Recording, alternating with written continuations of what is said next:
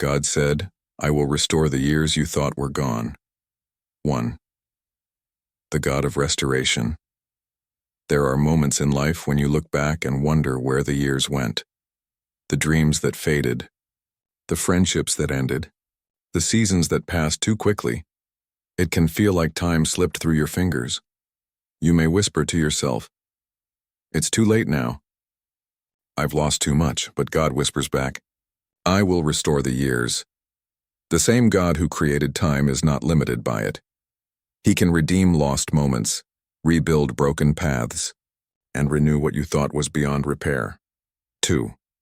Nothing is truly lost with God when God restores. He doesn't just return what you lost, He makes it better. He turns pain into wisdom, scars into strength, and delay into preparation. You might have lost opportunities, people, or years, but you didn't lose purpose. Purpose never expires. Even when you walked away or fell short, God's plan waited patiently for your return. The world measures loss by what's gone. God measures restoration by what's still possible.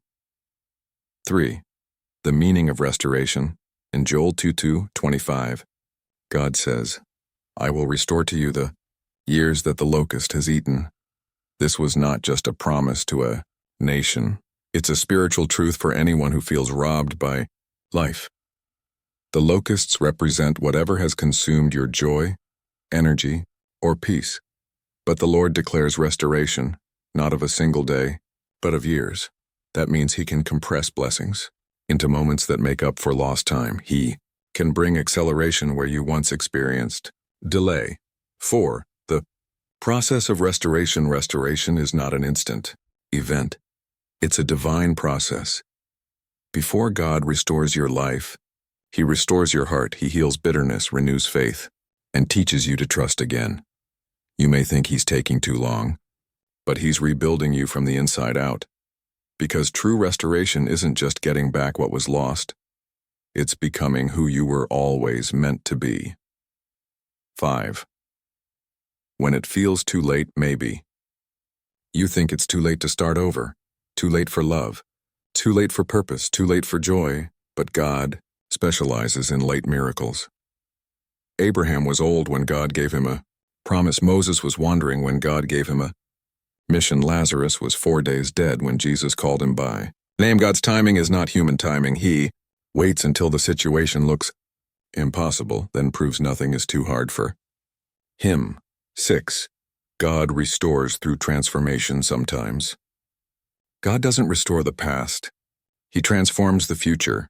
He doesn't rebuild the old house. He constructs something completely new. You may look at your life and think, "I just want it back the way it was." But God says, "I'm not bringing it back, I'm bringing you forward." Restoration doesn't mean repetition, it means redemption, turning loss into legacy. 7. The healing of memories. God not only restores situations, He restores hearts. He heals the wounds that time couldn't. He replaces regret with gratitude and shame with grace. Every tear you cried was counted. Every prayer you whispered in pain was heard. And now, God is turning your mourning into dancing, not just externally, but deep in your soul. Healing is not forgetting the past. It's seeing it through new eyes. 8. Lessons in the wilderness before restoration. There is always wilderness. It's the in-between, the place where you learn who God truly is. The Israelites wandered for 40 years, not because God abandoned them, but because He was preparing them. He was teaching them to depend on Him instead of their own strength. If you feel like you've been wandering, don't despair. Wilderness is not wasted. It's where God prepares your faith for restoration. 9. The quiet work of renewal. Restoration often begins quietly, not with fireworks, but with small changes, a softer heart, a clearer mind, a stronger hope. You begin to think differently, forgive more easily, and see life with new clarity. That's the evidence that God is already at work. He restores from the inside out. Your peace first, then your path. 10. Restoring relationships. Some relationships will be healed. Others will be replaced. Either way, God restores connection in His own way. He removes the people who drain your spirit and sends those who lift you higher. He replaces betrayal with loyalty, loneliness with belonging. Every person who left made space for divine connections to enter. 11. Restoring dreams. Your dreams are not dead. They're dormant, like seeds beneath winter snow. They are waiting for God's appointed season. Maybe your business failed, your career paused, or your creativity dimmed, but God can reignite the vision. He can bring fresh ideas, new opportunities, and renewed passion. When He restores dreams, He also restores the courage to chase them. 12. The fruit of faithfulness. Every tear, every delay, every faithful step you took when no one was watching, it all matters. God saw it all. In due time, your faithfulness will bear fruit. You might not see it yet, but the roots of restoration are growing beneath the surface. Don't give up before the season shifts. What you planted in faith, you will harvest in joy. 13. Acceleration. After delay, when restoration comes, it comes fast. Years of loss can be reversed in a single season. Opportunities can multiply suddenly, but it won't feel rushed. It will feel right. Because God's timing redeems time itself. Where you thought you were behind, He will set you ahead. You'll look back and say, "It was worth the wait." 14. A restored mindset. The greatest restoration God brings is in your mind. He renews the way you think, replacing fear with faith and despair with purpose. You begin to believe again. You start expecting good things again. You realize that nothing is wasted in God's plan.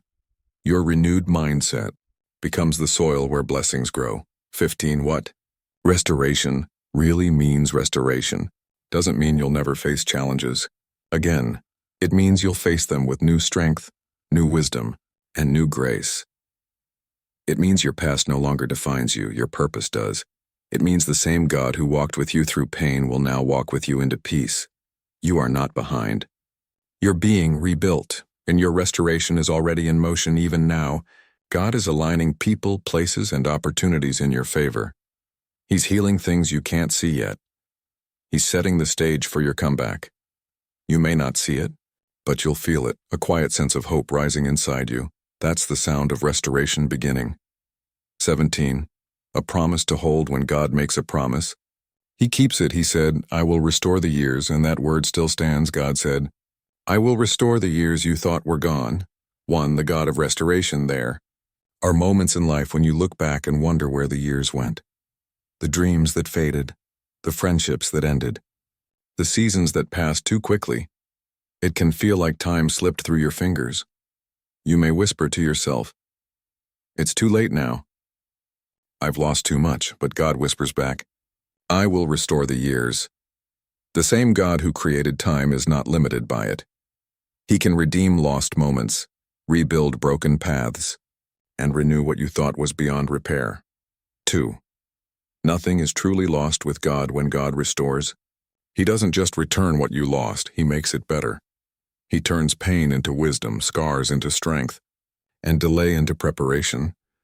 You might have lost opportunities, people, or years, but you didn't lose purpose. Purpose never expires.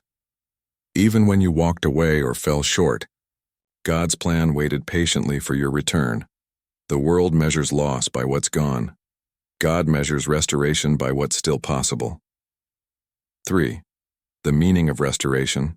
In Joel 2:25, God says, "I will restore to you the years that the locust has eaten." This was not just a promise to a nation. It's a spiritual truth for anyone who feels robbed by life. The locusts represent whatever has consumed your joy, energy, or peace. But the Lord declares restoration, not of a single day, but of years.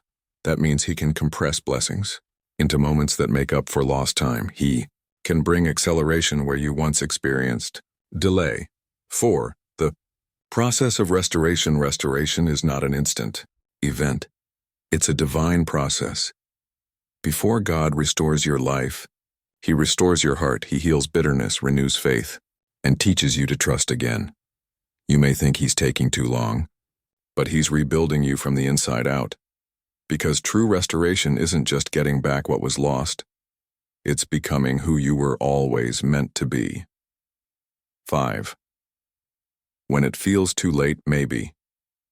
You think it's too late to start over, too late for love, too late for purpose, too late for joy, but God specializes in late miracles. Abraham was old when God gave him a promise. Moses was wandering when God gave him a mission. Lazarus was 4 days dead when Jesus called him by name. God's timing is not human timing. He waits until the situation looks impossible, then proves nothing is too hard for him. 6. God restores through transformation sometimes. God doesn't restore the past. He transforms the future. He doesn't rebuild the old house. He constructs something completely new. You may look at your life and think, I just want it back the way it was. But God says, I'm not bringing it back, I'm bringing you forward. Restoration doesn't mean repetition, it means redemption, turning loss into legacy. 7. The healing of memories. God not only restores situations, He restores hearts. He heals the wounds that time couldn't. He replaces regret with gratitude and shame with grace. Every tear you cried was counted. Every prayer you whispered in pain was heard.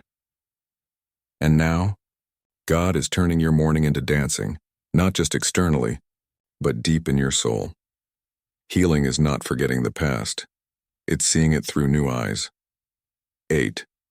Lessons in the wilderness before restoration. There is always wilderness. It's the in-between, the place where you learn who God truly is. The Israelites wandered for 40 years, not because God abandoned them, but because He